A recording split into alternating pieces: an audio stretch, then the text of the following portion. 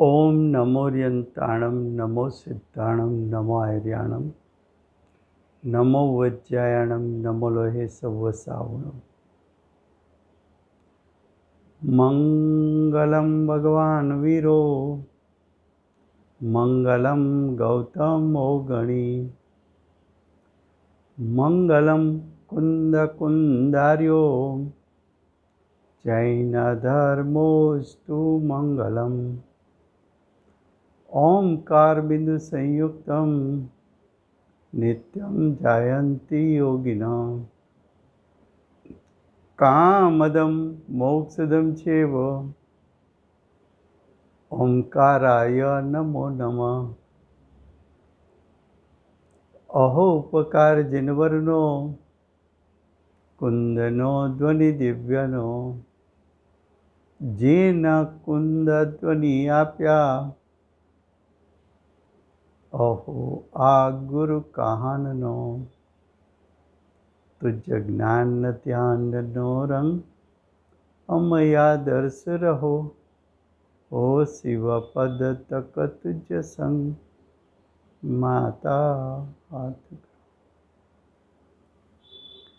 आजे 10 लक्षण धर्म का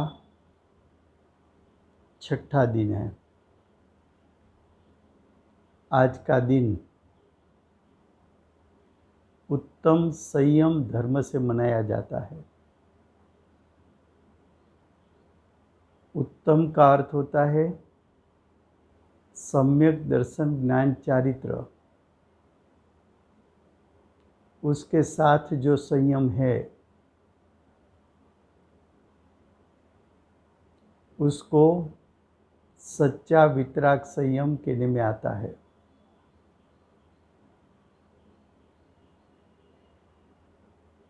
यहाँ पद्मनंदी पंचविंशति में आचार्य भगवान ने उत्तम संयम धर्म का वर्णन मुनिराज की भूमिका से किया है। संयम का अर्थ होता है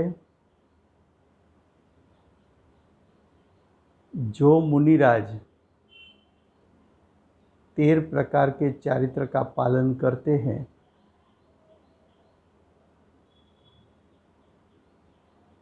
उसको संयम धर्म के पालक कहने में आता है। 13 प्रकार के चारित्र में 5 महाव्रत, 5 समिति, 3 गुप्ती। उसका निश्चय पूर्वक का व्यवहार पालने वाले वन जंगल में रहने वाले नग्न दिगंबर मुनि को उत्तम संयम धर्म के पालक कहने में आता है।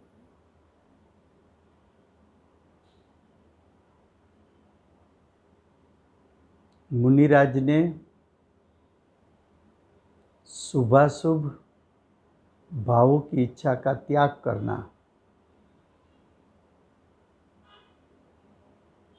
और वितरागता की प्रकटता करना, ऐसे वितराग भाव को निश्चय संयम कहने में आता है। मुनिराज ने मिथ्यात्व सहित 3 कसाय का अभाव किया तो उस प्रकार की इच्छा शुभाशुभ भाव की नहीं होती।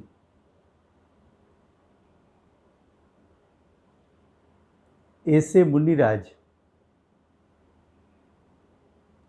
अपना उपयोग उत्पन्न होने के साथ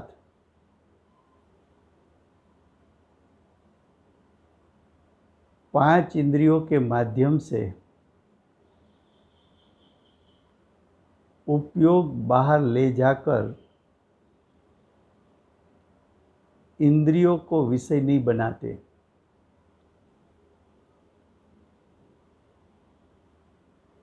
मुनिराज ने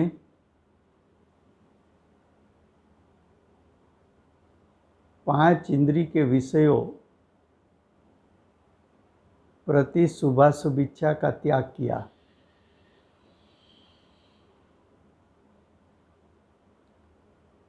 अपनी दृष्टि और उपयोग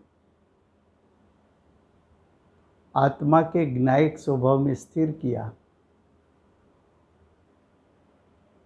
आत्मा की ध्यानस्थ अवस्था में लीन हो गए तो मुनिराज को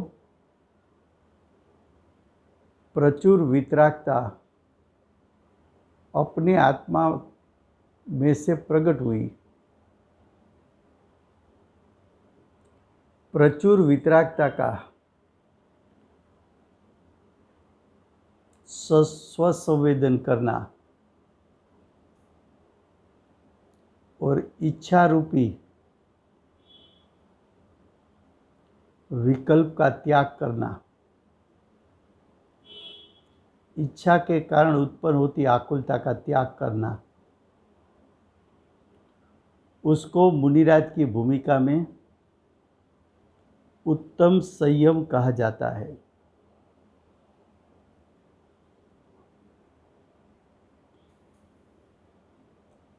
मुनिराज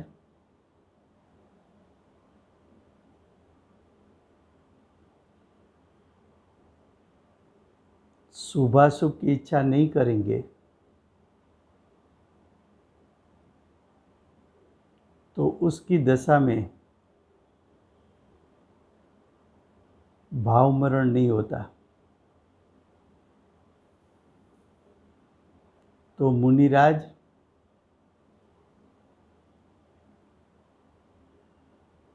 स्व की रक्षा करने के लिए वितरागता को उत्पन्न किया तो भाव मरण नहीं हुआ।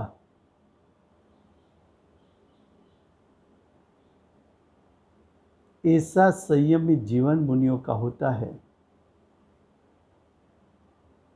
मुनिराज सविकल दशा में आए और संयम के हेतु के लिए आहार और विहार हुआ।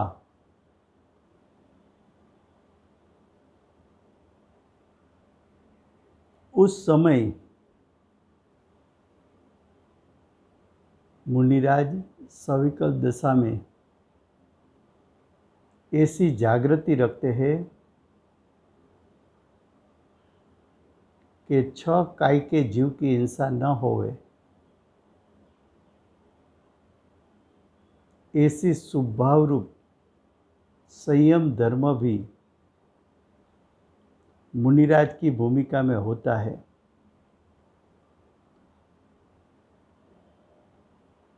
जिनेंद्र भगवान की आज्ञा अनुसार स्वरूप में ठहर जाना, स्वरूप में लीन हो जाना, ध्यान धर के आत्म स्वभाव में स्थिरता करना, मन वचन काया उसकी प्रवृत्ति छूट जाना, ज्ञान उपयोग मन वचन काया को विषय नहीं बनाकर उपयोग का विषय अपने आत्म स्वभाव को बनाकर विनायक स्वभाव में जो स्थिर हो जाते हैं,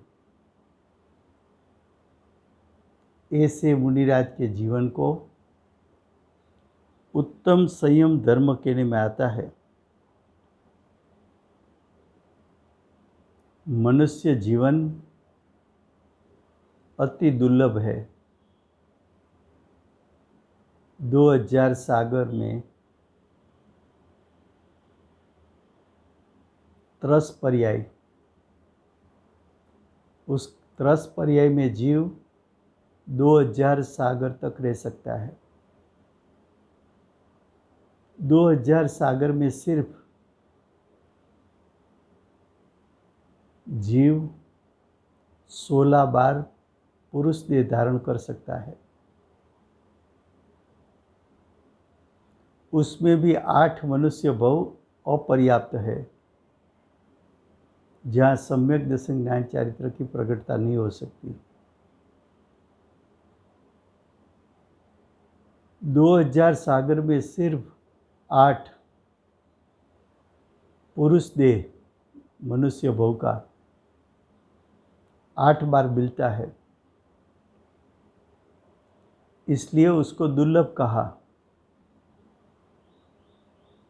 मनुष्य भव में सम्यक दर्शन ज्ञान चारित्र प्रकट करना वो उससे भी दुर्लभ, और सम्यक दर्शन प्राप्त करके मुनिपना ग्रहण करना वो उससे भी दुर्लभ।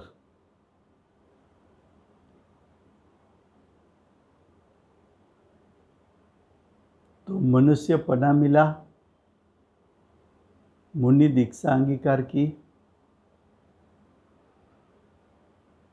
भगवान की वाणी देशना लब्धि रूप सुनी।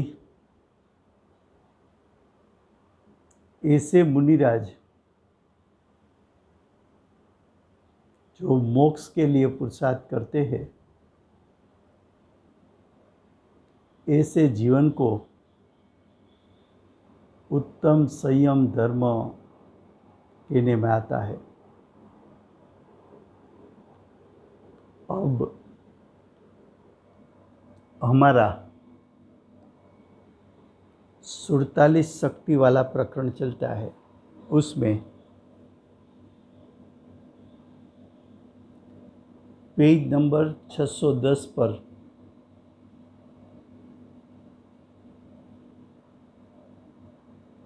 सुड़तालीस शक्ति शुरू करने से पहले 47 शक्ति के ऊपर लास्ट प्रश्न दिया है।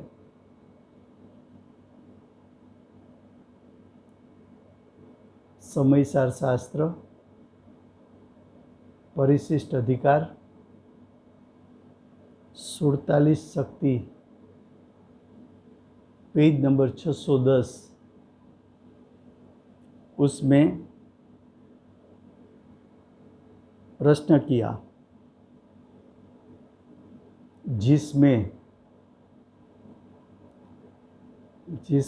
उसका अर्थ है आत्मा में क्रम और अक्रम प्रवर्तन करने वाले धर्म,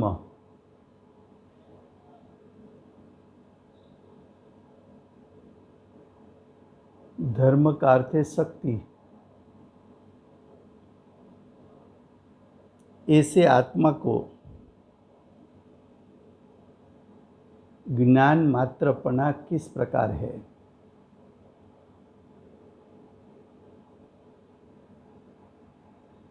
ऐसा प्रश्न किया कि आत्मा के अंदर ज्ञान शक्ति, ज्ञान गुण, उसको अभेद करके आत्मा को आपने ज्ञान मात्र कहा। तो ज्ञान मात्र का अर्थ हुआ आत्मा। आत्मा में एक के बाद एक परिणाम उत्पन्न होते हैं, वो भी एक क्रम है। और आत्मा में अनंत शक्ति एक साथ रहती है, उसमें क्रम नहीं पड़ता। तो आत्मा का स्वरूप दो प्रकार का है। आत्मा अनंत गुणात्मक भी है अर्थात आत्मा अनंत शक्तिवान भी है और आत्मा पर्याय का पिंड है। फिर से, आत्मा का स्वरूप, आत्मा अनंत गुणात्मक और आत्मा अनादि से अनंत काल की पर्याय का पिंड स्वरूप आत्मा है। पहले उसका अर्थ क्या? तो कि आत्मा अनंत शक्तिवान है। उसका अर्थ कि आत्मा में जीवत्व शक्ति, चिति शक्ति, दर्शी शक्ति, ज्ञान शक्ति, सुख शक्ति, वीर्य शक्ति, ऐसी अनंत शक्ति अभेदपने आत्मा के स्वभाव रूप है। वो अनंत शक्ति एक साथ आत्मा के पूरे भाग में व्यापी हुई है। वो अनंत शक्ति आत्मा के साथ अभेद है, एकत्वपने है। एक भी शक्ति आत्मा में से बिखर नहीं सकती। तो ऐसा अनंत शक्तिवान, अनंत शक्तियों का एकत्व, ऐसा आत्मा का एक स्वरूप और आत्मा का दूसरा स्वरूप कि आत्मा अनादि से अनंत काल परिणमन करता है। तो अनादि से अनंत काल का परिणाम आत्मा के अंदर से आता है। आत्मा में से यह परिणाम प्रकट होता है। तो अनादि से अनंत काल का अनंत प्रकार का परिणाम आत्मा में से प्रकट कब हो सकता है? तो कि ऐसा आत्मा में पोटेंशियल हो, शक्ति रूप सामर्थ्य हो तो प्रकट हो सकता है। तो आत्मा में से प्रति समय एक एक परिणाम प्रकट होवे, ऐसे परिणाम अनादि से अनंत काल तक प्रकट होवे, ऐसे शक्ति रूप सामर्थ्य का पिंड आत्म स्वभाव है।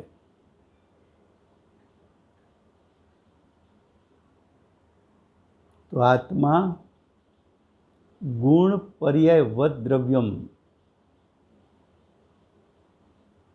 अनंत गुणों एकत्वपने और अनादि से अनंत काल की पर्याय प्रकट कर सके,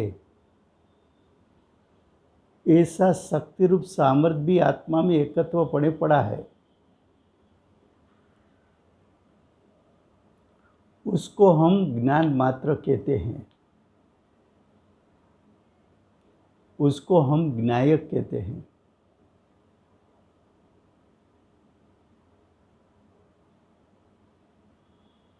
उसको ज्ञान मात्र क्यों कहा?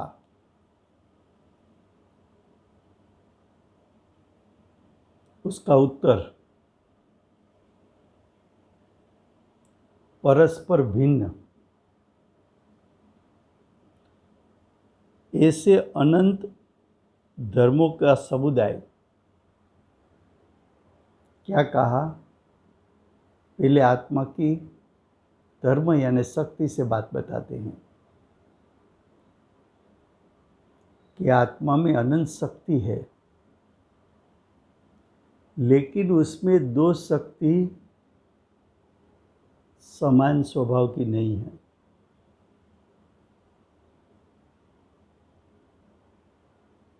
अनंत शक्ति का स्वभाव भिन्न भिन्न भिन्न भिन्न भिन्न भिन्न गाय। ज्ञान शक्ति का स्वभाव दर्शन शक्ति जैसा नहीं है। जीवत्व शक्ति का स्वभाव चित्ती शक्ति जैसा नहीं है। चित्ती शक्ति का स्वभाव ज्ञान स्वभाव जैसा नहीं है। ज्ञान स्वभाव दर्शन स्वभाव जैसा नहीं है। दर्शन स्वभाव सुख स्वभाव जैसा नहीं है। सुख स्वभाव वीर्य स्वभाव जैसा नहीं है। अनंत शक्ति अनंत अनंत भिन्न भिन्न स्वभाव, दो समान स्वभाव की दो शक्ति आत्मा में नहीं है। ऐसा आत्मा अनंत शक्तिवान है। अब आगे, और ऐसी अनंत शक्ति आत्मा में अभेदपने है, एकत्वपने है। अब आगे,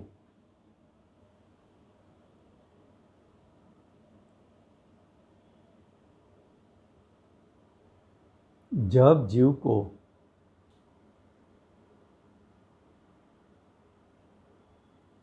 आत्मा की अनुभूति होती है, उस समय जो भावश्रुत ज्ञान प्रकट होता है, उस ज्ञान में आत्मा की अनंत अनंत शक्ति जानने में आ जाती है। तो अनंत शक्ति एक ज्ञान में उछल रही है।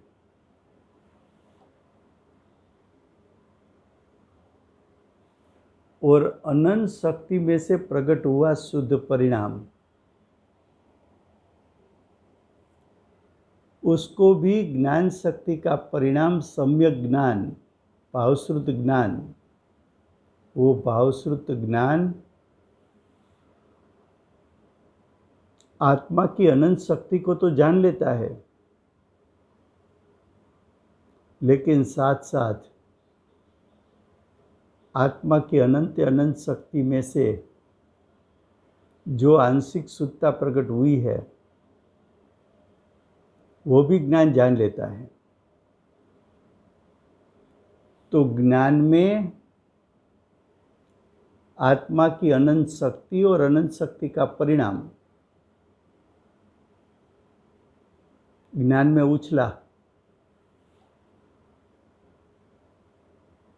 ज्ञान ने अनंत शक्ति और अनंत शक्ति के परिणाम को जान लिया। ऐसी ज्ञान की पर्याय को धरने वाला ज्ञान और ऐसा ज्ञान ज्ञायक में अभेद, इसलिए हम आत्मा को ज्ञान मात्र कहते हैं। फिर से ये बात शांति से समझने जैसी है।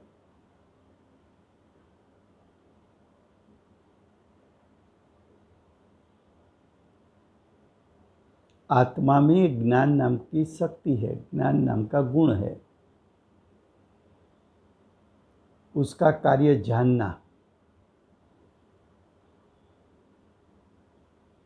ज्ञान भेद करके भी जान सकता है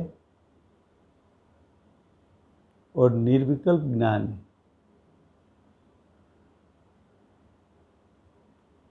युगपद अभेद का भी ज्ञान कर सकता है।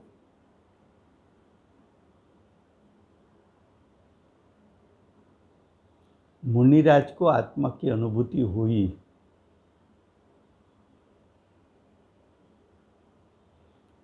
तो मुनिराज की दशा में सम्यक ज्ञान प्रकट हुआ। वो सम्यक ज्ञान ज्ञान गुण का कार्य है।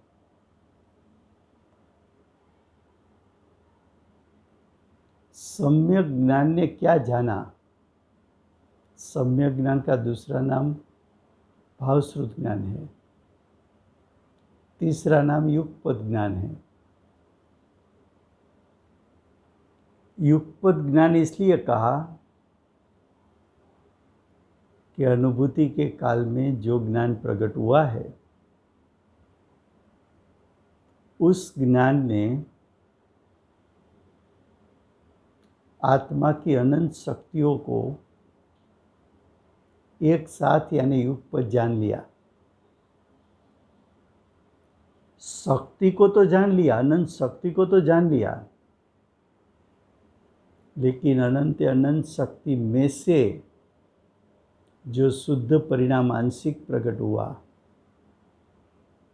अनंत शक्ति उसके अनंत परिणाम आंशिक शुद्धता रूप, उन सभी को ज्ञान की एक समय की पर्याय ने जान लिया। ये ज्ञान की पर्याय ज्ञान गुण में अभेद है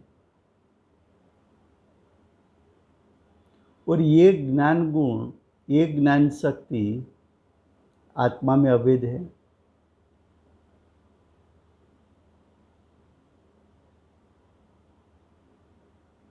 तो ज्ञान में अनंत शक्ति आ गई। ज्ञान की जानकारी में अनंत शक्ति और उसके परिणाम उसने जान लिया। ऐसा ज्ञान की पर्याय और ज्ञान गुण आत्मा में अभेद है, इसलिए हमने आत्मा को ज्ञान मात्र कहा।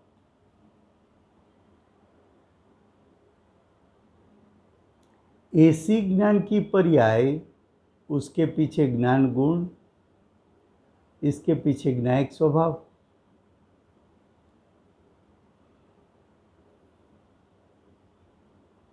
ज्ञान स्वभाव का अंश है, ज्ञान की पर्याय स्वभाव रूप पर्याय है। ऐसी ज्ञान की पर्याय ज्ञान शक्ति के पास ले जाएगी और ये ज्ञान शक्ति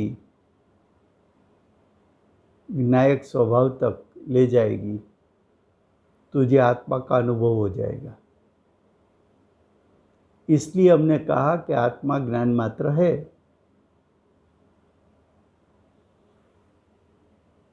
अब देखो आगे,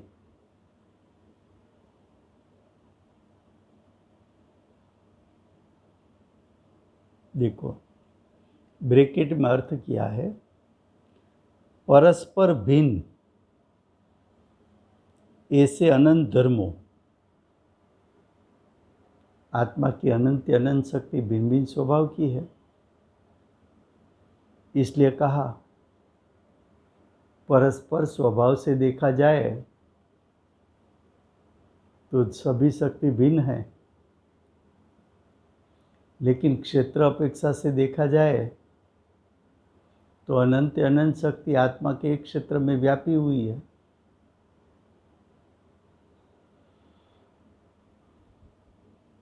देखो, परस्पर भिन्न ऐसे अनंत धर्मों का समुदाय, अनंत धर्मों का एकत्व है।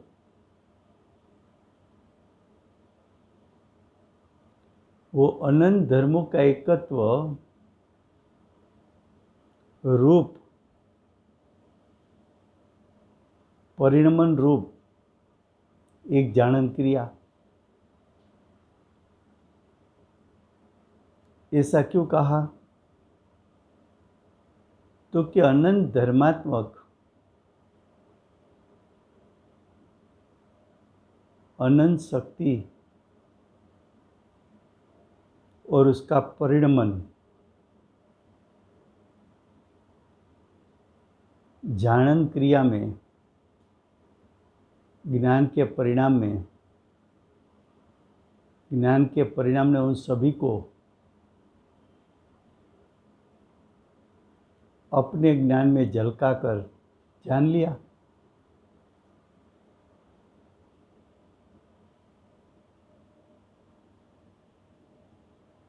ऐसी अखंड एक जाणन क्रिया हुई।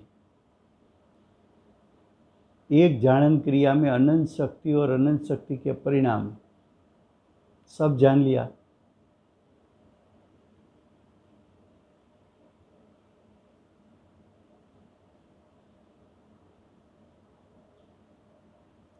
इसलिए आत्मा को ज्ञान मात्रपना कहा। अब आगे, माटे જ उसको ज्ञान मात्र एक भाव की अंत प्रातिनी, उसका अर्थ ब्रैकेट में किया। ज्ञान मात्र एक भाव के अंदर झलकने वाली, अर्थात ज्ञान मात्र एक भाव में गिरने वाली यानी झलकने वाली अनंत शक्ति और उसका परिणाम। तो ज्ञान में अनंत शक्ति और उसका परिणाम उछल रहा है।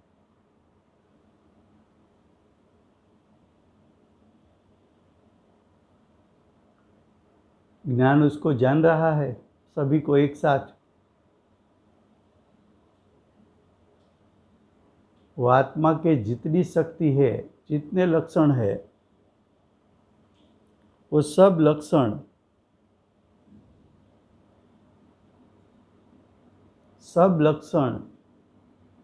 स्वभाव की अपेक्षा से भेद होने पर भी क्षेत्र अपेक्षा से अभेद है।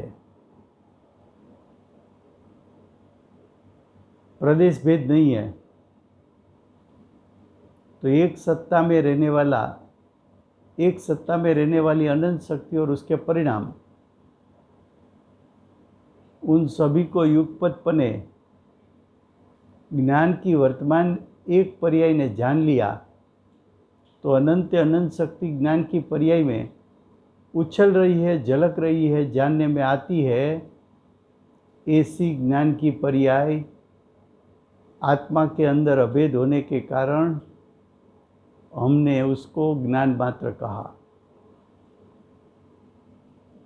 ऐसा आचार्य भगवत ने यहाँ बताया।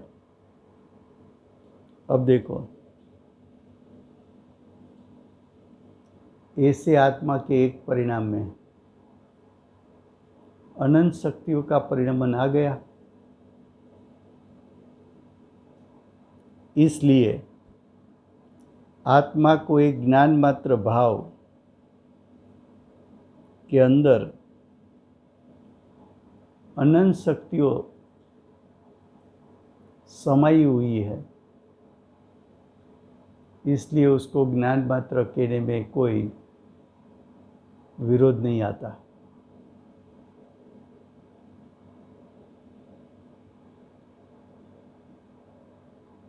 ऐसी जो आत्मा में अनंत शक्ति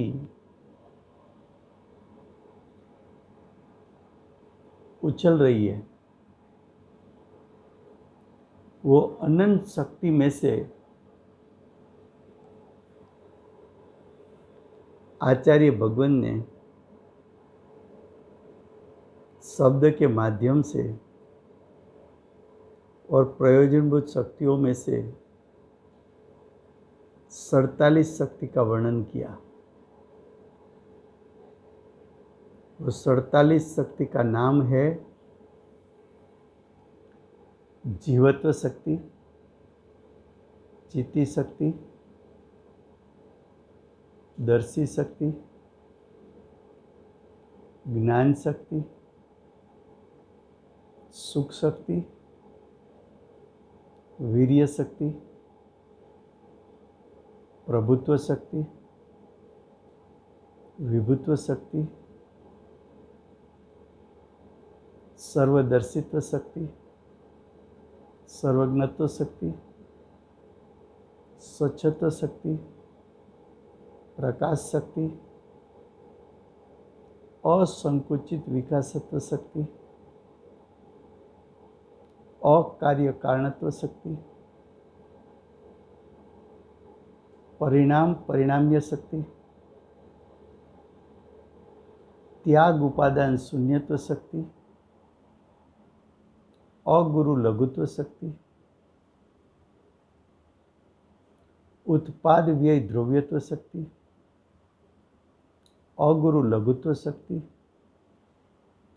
अमूर्तत्व शक्ति, अकर्तृत्व शक्ति, अभोक्तृत्व शक्ति, निष्क्रियत्व शक्ति, नियत प्रदेशत्व शक्ति,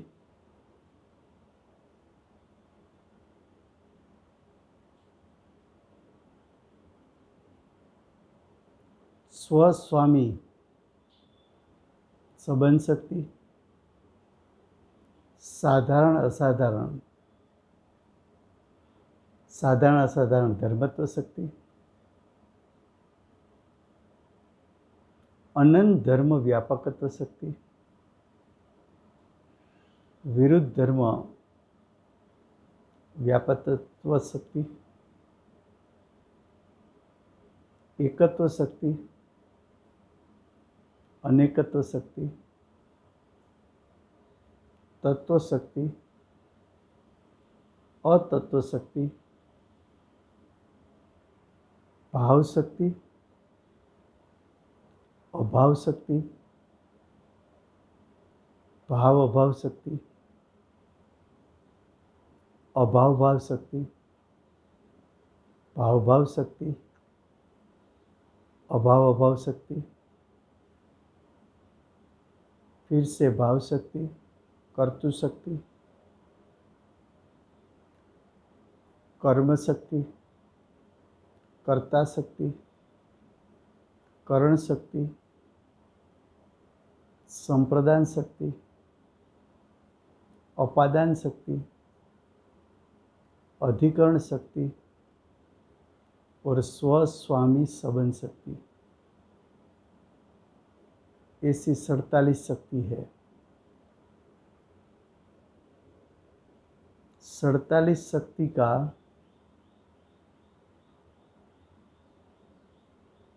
वर्णन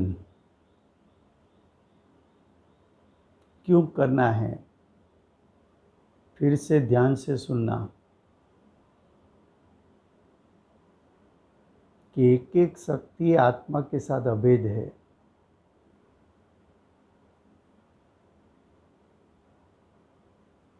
एक एक शक्ति आत्मा का स्वभाव है।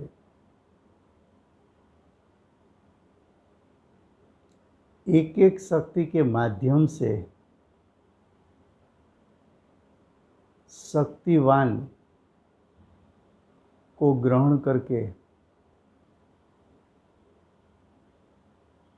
शक्तिवान का ध्यान करके शक्तिवान में एकाग्र होके शक्तिवान में लीन होकर तुझे मोक्ष मार्ग प्रकट करना है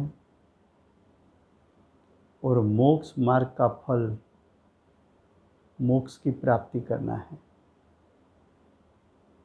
तुझे ये बात याद रखना है कि एक एक शक्ति भेद है। आचार्य भगवान का प्रयोजन भेद को दिखाने का नहीं है। आचार्य भगवान का प्रयोजन वेद के माध्यम से अभेद तक ले जाना है। और तू अभेद को ग्रहण करेगा तो अभेद पर दृष्टि जाने से एक साथ युगपत बने अनंत अनंत शक्ति में से अपने अपने स्वभाव को अनुसरण करके अपनी अपनी शुद्ध पर्याय प्रकट होगी। एक साथ अनंत शक्ति की आंशिक शुद्धता तेरे वर्तमान परिणाम में प्रकट होगी। उसका वेदन करना, उसका ज्ञान करना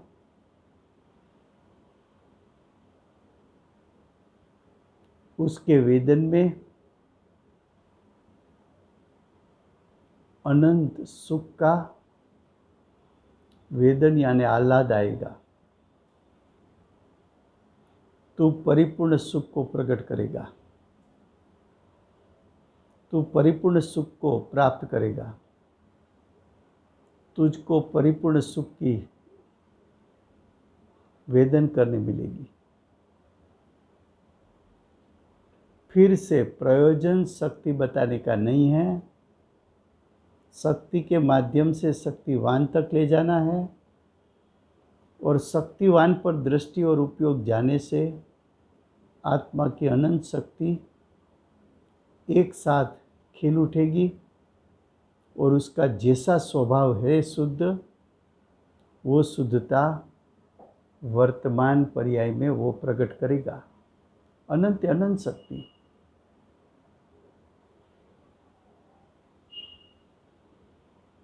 अनंत शक्ति आत्मा में अभेद है।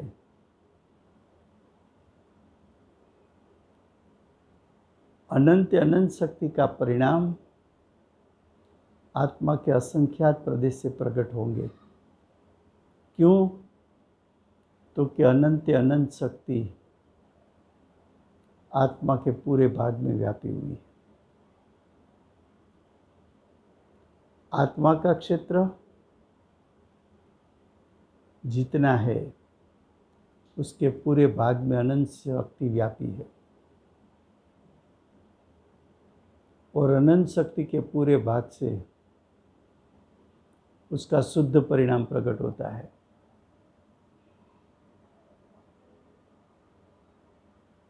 तो आत्मा अनंत शक्ति से भरचक भरा हुआ है और अनंत अनंत शक्तियों की जो शुद्धता प्रकट होगी, आत्मा के पूरे प्रदेश से प्रकट होगी, तो तुझे अतीन्द्रिय ज्ञान और अतीन्द्रिय सुख का वेदन जो आएगा, वितराग भाव का जो वेदन आएगा, वो आत्मा के असंख्यात प्रदेश के क्षेत्र में से आएगा। तेरा आत्मा लक्ष्मीवान है, तेरा आत्मा शक्तिवान है, तेरी एक एक शक्ति त्रिकाल है, तेरी एक एक शक्ति परिपूर्ण सामर्थ्य वाली है। एक एक शक्ति सादी अनंत काल तक अपने स्वभाव में से स्वभाव को अनुसरण करके परिपूर्ण शुद्ध परिणाम जो प्रकट होगा वो सादी अनंत काल तक होगा, फिर भी शक्ति के सामर्थ्य में हानि वृद्धि नहीं होगा। तेरी एक भी शक्ति नाशवंत नहीं है, तेरी एक भी शक्ति उसमें हानि वृद्धि नहीं हो सकती। तेरा ज्ञायक स्वभाव जो आचार्य भगवान ने 14वीं गाथा में नियत बताया कि तेरा आत्म स्वभाव हानि वृद्धि से रहित है, ऐसा स्वरूप शक्ति के माध्यम से हमें अनुभव करना है। तो अब एक एक शक्ति का वर्णन होगा, एक एक शक्ति के माध्यम से शक्तिवान को ग्रहण करके परिणाम में शुद्धता कैसे प्रकट होती है, वो विषय अब आगे चलेगा।